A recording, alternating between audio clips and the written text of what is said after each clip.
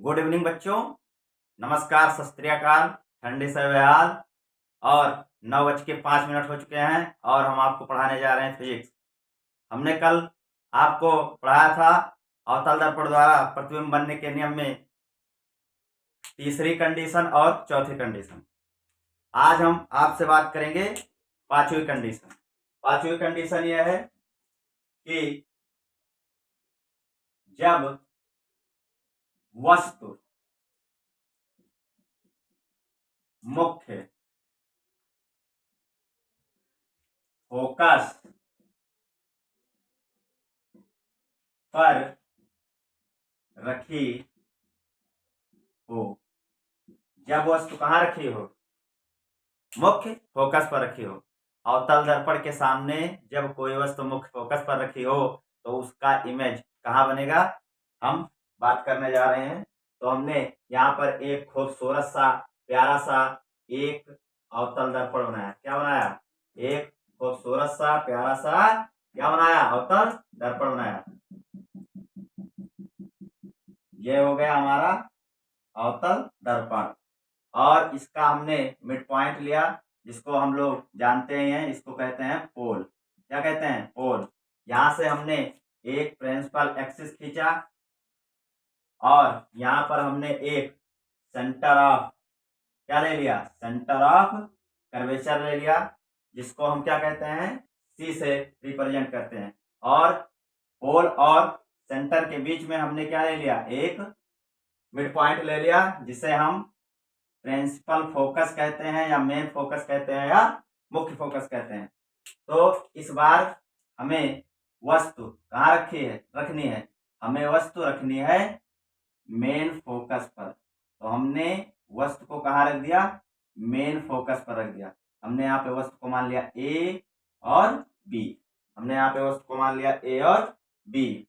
और उसके बाद में हम अब जानते हैं कि हमने एक वस्तु लिया, एक ऑब्जेक्ट लिया, जो हमारा क्या है? ए और बी एक ऑब्जेक्ट है। तो हम पढ़ चुके हैं कि पहला नियम क्या लगाते हैं कि कोई भी प्रकाश की किरण जब प्रिंसिपल एक्सिस के पैरेलल आती है, जब प्रिंसिपल एक्सिस के पैरेलल आती है, जब प्रिंसिपल एक्सिस के पैरेलल आती है, तो वो टकराने के बाद कहाँ से जाती है? वो टकराने के बाद मेन फोकस से जाती है। कहाँ से जाती है? मेन फोकस से जाती है। मेन फोकस से जाती है। तो यहाँ पर कोई प्रकाश की किरण थी जो टकराने के बाद कहाँ गई? मेन फोकस से गई। अब हम यहाँ पर अगर बात करें तो यहाँ पर हम अगर देख रहे हैं तो दूसरा नियम लगाएं कि अगर कोई भी प्रकाश की किरण हमने बताया था आपको, क्या बताया था कि जब कोई प्रकाश की किरण ससुरी सेंटर ऑफ कर्वेचर से जाती है तो सेंटर ऑफ कर्वेचर से ही पुनः क्या हो जाती है? वापस लौट आती है। तो अब हम अगर देखें तो यहाँ से कोई प्रकाश की किरण अगर सेंटर ऑफ कर्वेचर से जा रही है, कहाँ से जा रही है? सेंटर ऑफ कर्वेचर से जा रही है, तो वो सीधे जाएगी और दोनों एक दूसरे को कहीं जाकर इनफाइनाइट पर क्या करेंगी? कट करेंगी। कहीं जाकर कहाँ कट करेंगी? इनफाइनाइट पर कट करेंगी। तो इससे हमने यहाँ पर क्या लिखा कि अगर कोई भी ऑब्जेक्ट को अगर मेन फोकस पर रख रहे हैं तो उसका इमेज कहीं जाकर कहाँ बन रहा है? अनंत पर बनेगा। तो अगर हम यहां से कंडीशन की बात करें और नेचर के बारे में लिखें इमेज के, तो पहला आता है इमेज जिसको क्या कहते हैं? प्रतिबिंब। इसके अगर नेचर की बात करें, नेचर तो यहाँ पर हम क्या करें? यहाँ पर हम देखेंगे कि इसका जो प्रतिबिंब बन रहा है वो कहीं ना कहीं जाकर इनफाइनाइट पर क्या करेगा? इनफाइनाइट पर कट करेगा। तो हम यहाँ पे लिख सकते हैं इसका इमेज जो बनेगा वो कैसा बनेगा? रियल बनेगा कामा इन्वर्टेड बनेगा, रियल बनेगा, इन्वर्टेड बनेगा, जिसको हम कहते हैं वास्तविक उल्टा प्राकृत की अगर बात करें तो कैसा है, वास्तविक कामा उल्टा। अगर सेकंड बात करें साइज की, तो साइज की अगर देखें तो कोई वस्तु अगर अवतल दर्पण के फोकस पर रख दी जाए, कहाँ रख दी जाए, अवतल दर्पण के फोकस पर रख दी जाए, तो उसका इमेज वस्तु से बहुत बड़ा बनता है। क्या बनता है, वस्तु से बहुत बड़ा। तो यहाँ पे लिखेंगे वास्तविक उल्टा और वस्तु से बहुत बड़ा। तो यहाँ पे साइज में लिखेंगे आकार, आकार इसका कैसा है, आकार इसका है वेरी लार्जेस्ट देन ऑब्जेक्ट, या लिख सकते हैं वस्तु से बहुत बड़ा, वस्तु से बहुत बड़ा। यहाँ पे लिख सकते हैं लार्जेस्ट देन या ग्रेटेस्ट देन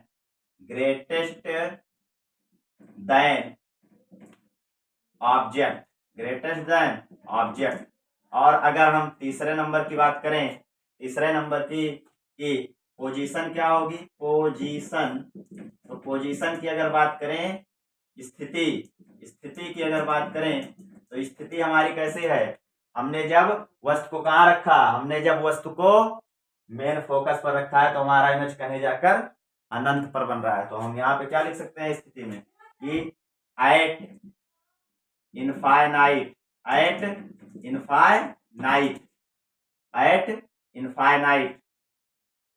अनंत पर।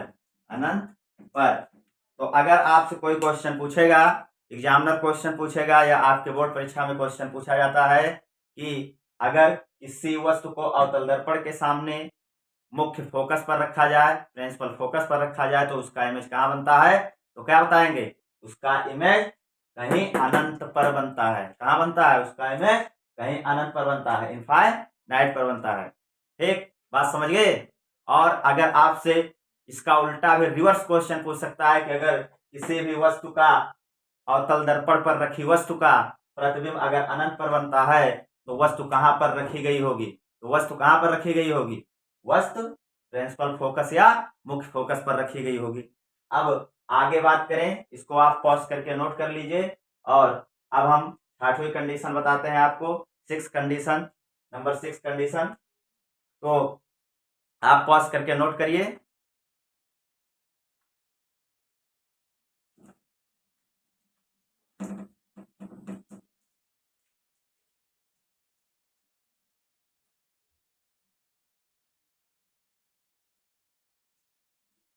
तो यहाँ पर हम आपसे बात करते हैं 6 कंडीशन की, और इस बार हम देखते हैं कि 6 कंडीशन जब वस्तु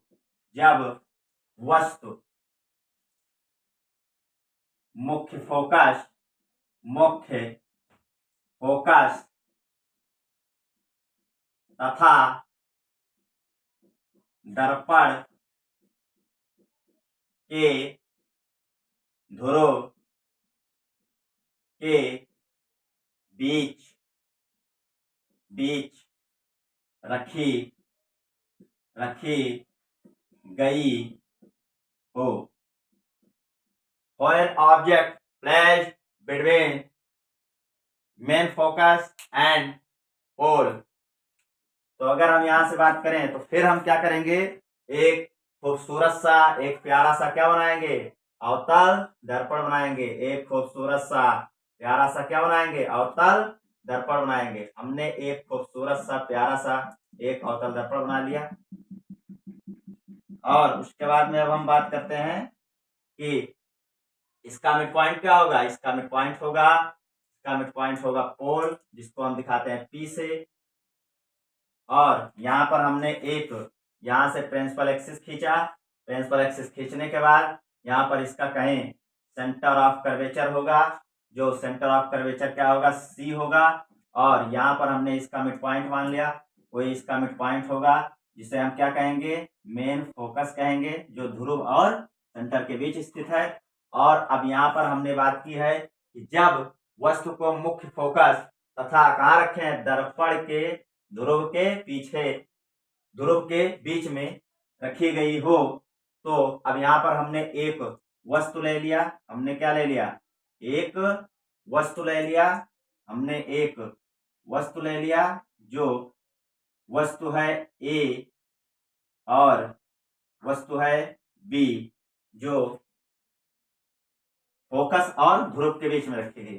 कहाँ रखी गई है? फोकस और ध्रुव के बीच में। तो हम फिर वही काम करेंगे कि सबसे पहले जब कोई प्रकाश की किरण प्रिंसिपल एक्सिस के पैरेलल चलती है, कहाँ चलती है? प्रिंसिपल एक्सिस के पैरेलल चलती है। तो प्रिंसिपल एक्सिस के पैरेलल चलती है तो वो टकराने के बाद कहाँ से जाती है? टकराने के बाद वो मेन फोकस से होकर जाती है। टकराने के बाद कहाँ से जाती है? मेन फोकस से जाती है। तो हम यहाँ पर एक ड्रॉ कर रहे हैं, मेन फोकस से होकर जा रही है। कहाँ जा रही है? मेन फोकस से होकर जा रही है प्रकाश की किरण। तो हमने यहाँ पर देख लिया कि मेन फोकस से होकर जा रही है। मेन फोकस से जा रही है। जब कोई प्रकाश की किरण क्या कर रही है? जब कोई प्रकाश की किरण प्रिंसिपल एक्सिस के पैरेलल जा रही है तो क्या कर रही है? टकराने के बाद मेन फोकस से जा रही है। और यदि कोई प्रकाश की किरण अगर सेंटर ऑफ कर्वेचर से जाती है सुरी, तो वो क्या करती है? सेंटर ऑफ कर्वेचर में ही लौट जाती है। कहाँ लौट जाती है? सेंटर ऑफ कर्वेचर पर ही लौट आती है। तो यहाँ से अगर देखें तो प्रकाश से कोई किरण अगर जा रही है तो सेंटर ऑफ कर्वेचर से लौट रही है। तो यहाँ पर अगर हम देखें तो इस तरीके से अगर इसको खींचा जाए तो ये कुछ इस तरीके से बनती हुई प्रतीत होगी। यहाँ पर प्रकाश की किरण जा रही है, उसके बाद में वापस पुनः लौट आ रही। अब हम यहाँ पर ये देखते हैं कि अगर इसको हम क्या करें? अगर इसको हम आगे तक कहीं बढ़ाते जाएंगे, यदि हम इसको आगे तक कहीं ड्रॉ करते जाएं, आगे तक बढ़ाते जाएंगे, तो ये कहीं ना कहीं किसी न किसी पॉइंट पर क्या होगी? मिलती हुई, किसी न किसी पॉइंट पर क्या होगी? कहीं जाकर मिलती हुई प्रतीत होगी। क्या होगी? कहीं जाकर मिलती हुई प्रतीत होगी। तो हमने ये मान लिया कि यहाँ पर मिलती हुई प्रतीत हो रही है।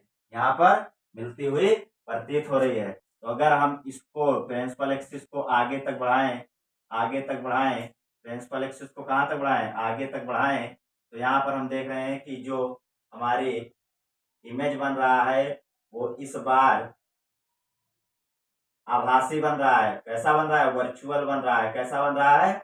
वर्चुअल बन रहा है। और इसका इमेज जो है बी डैश और ए डैश, और हम ये देख रहे हैं ये वाली तीर क्या है? ये वाली तीर बहुत छोटी है, और ये वाली जो वर्चुअल तीर है वो ससुरी बहुत बड़ी है। तो इसलिए अगर यहाँ पे देखा जाए तो अवतल दर्पण द्वारा जब कोई वस्तु ध्रुव तथा फोकस के बीच में रखी जाती है तो उसका इमेज कैसा बन रहा है? वर्चुअल में तो ये कट नहीं कर रही है प्रकाश की किरणें, तो कैसा बन रहा है? वर्चुअल बन रहा है, और तथा इरेक्ट बन रहा है। इरेक्ट मतलब सीधा बन रहा है, कहने का मतलब आभासी बन रहा है और सीधा बन रहा है। तो यहाँ पर अगर देखें तो यहाँ पर क्या होगा? अगर कंडीशन लिखें इसकी इमेज के नेचर की, तो यहाँ पर लिखेंगे इमेज और प्रतिबिंब। तो यहाँ पर अगर इसके नेचर की बात करें, पहला नेचर, क्या? नेचर। अगर नेचर की बात किया जाए तो नेचर की क्या बात होगी? प्राकृति। तो प्राकृत हम देख रहे हैं कि हमने आपको बताया था जब एक्चुअल में कट करेंगी, रियल में कट करेंगी, वास्तव में कट करेंगी तो वास्तविक प्रतिबिंब बनाएंगे। अगर वर्चुअल में कट कर रही है या आभासी कट कर रही है तो आभासी प्रतिबिंब बनाएंगी। तो यहाँ पे हम लिख सकते हैं कि प्रतिबिंब की प्राकृति जो होगी वो आभासी होगी और सीधा, आभासी और सीधा होगा। और अगर नंबर 2 कंडीशन की बात करें, साइज आकार, अगर आकार की बात किया जाए तो आकार कैसा है? Very large then, very large then object, very large then object.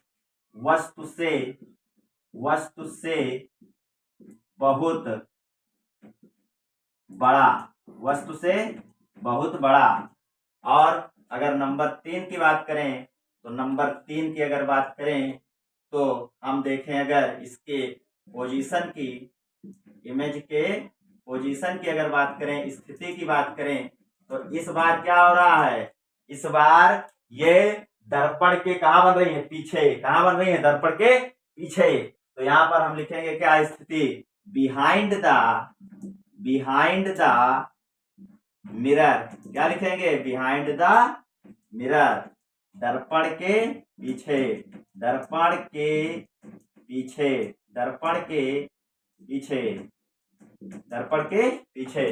तो अगर इस तरीके से बात करें कि दर्पण के पीछे बना, तो अगर बच्चों आपसे अगर क्वेश्चन पूछेगा कि अगर ऑब्जेक्ट को, वस्तु को कहां पे रख दिया जाए, वस्तु को जब फोकस और ध्रुव के बीच में रख दिया जाए तो उसका प्रतिबिंब कहां बनेगा, तो क्या बताओगे, उसका प्रतिबिंब दर्पण के पीछे बनेगा। कहां बनेगा, उसका प्रतिबिंब दर्पण के पीछे बनेगा। कहां बनेगा, उसका प्रतिबिंब दर्पण के पीछे बनेगा। समझ गए कि नहीं। आगे अगर आपसे पूछा जाए कि किसी भी अवतल दर्पण द्वारा, किसी भी अवतल दर्पण द्वारा अगर वस्तु का प्रतिबिंब हमें दर्पण के पीछे बनाना है, अगर वस्तु का प्रतिबिंब हमें दर्पण के पीछे बनाना है तो इमेज को कहां रखना होगा, तो आप क्वेश्चन क्या बताओगे, हम वस्तु को कहां रखेंगे, हम वस्तु को फोकस और ध्रुव के बीच में रखेंगे। कहां रखेंगे, वस्तु को फोकस और ध्रुव के बीच में रखेंगे। तो इस तरीके से आपसे एग्जामिनर को फंसा फंसा के क्वेश्चन पूछेगा और हमें क्या करना है, फंसना नहीं है। क्या करना है, फंसना नहीं है। तो आगे आपको नए लेक्चर के साथ, नए जोश के साथ, नए उमंग के साथ कल मिलेंगे और आपको बताएंगे उत्तल दर्पण द्वारा प्रतिबिंब का बनना, उत्तल दर्पण द्वारा प्रतिबिंब का बनना। आज के लिए इतना ही काफी। जय हिंद, जय भारत। हंसते रहिए, मुस्कुराते रहिए। गुड नाइट बच्चों।